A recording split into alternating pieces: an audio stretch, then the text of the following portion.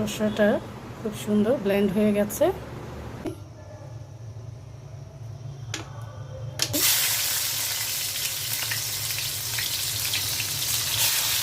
সরষা দিয়ে দিচ্ছি, ব্লেন্ড করে নিয়েছিলাম, 2 চামচ দিব, ঢেকে দিচ্ছি।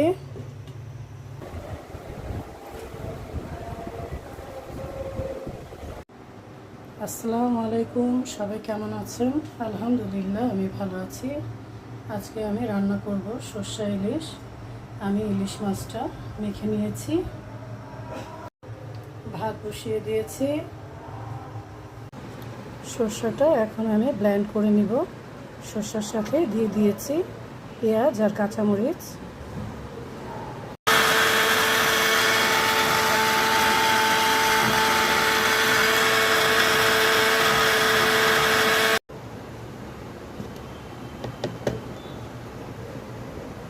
সরষাটা খুব সুন্দর ব্লেন্ড হয়ে গেছে।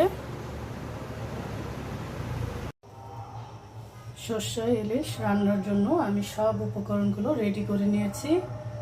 সরষাটা ব্লেন্ড করে নিয়েছি।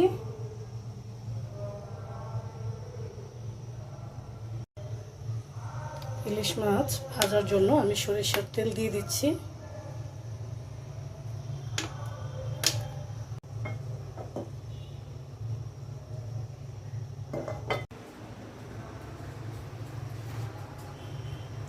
ইলিশ মাছগুলো দিয়ে দিচ্ছি।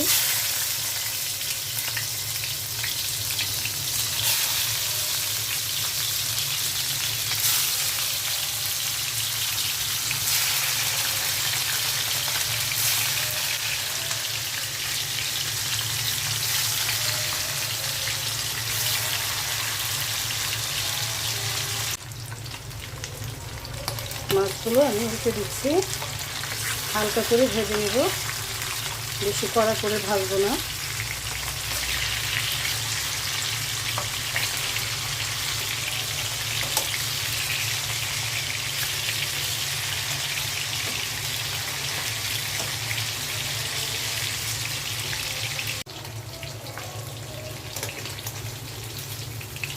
মাছগুলো উঠিয়ে নিচ্ছি।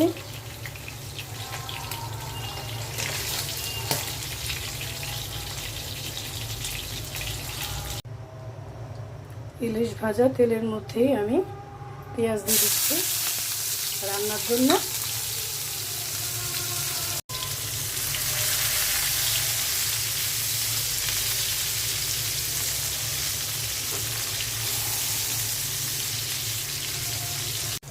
পেঁয়াজটা হালকা ভেজে নিলাম। এখন সরিষা দিয়ে দিচ্ছি, ব্লেন্ড করে নিয়েছিলাম, 2 চামচ দিব। আদা বাটা 1 চামচ,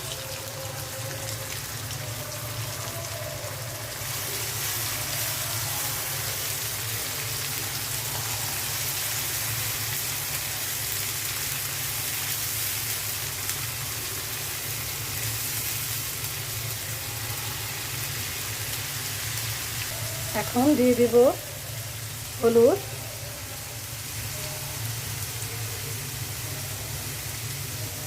শুকনো মরিচ ফাঁকি, জিরে ফাঁকি আর লবণ।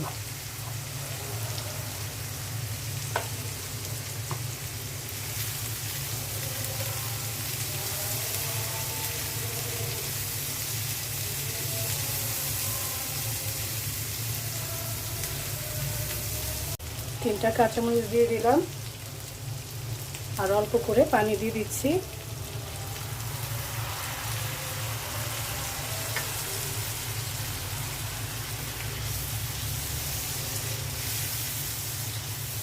এখন ভালো করে কষিয়ে নিতে হবে।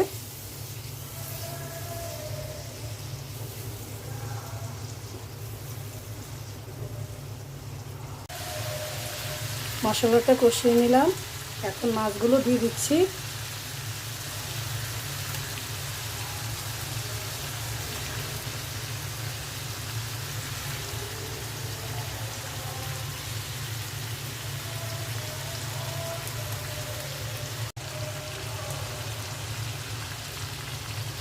পানি দিয়ে দিচ্ছি।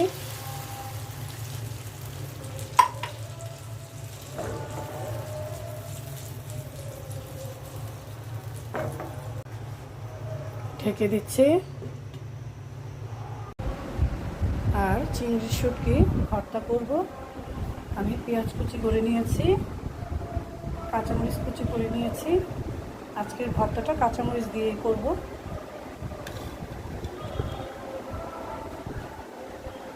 লবণ দিয়ে দিচ্ছি।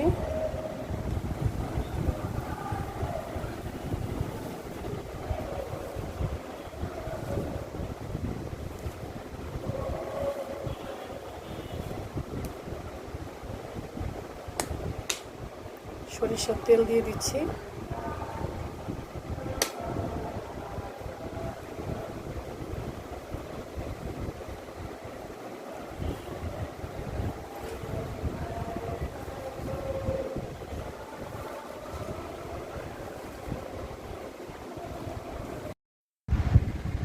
চিংড়ি মাছের ভর্তাটা হয়ে গেছে, এখন আমি উঠিয়ে নিচ্ছি।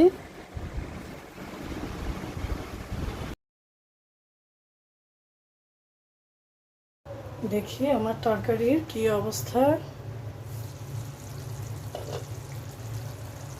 এখন আমি মাছগুলো একটু উল্টে দিব।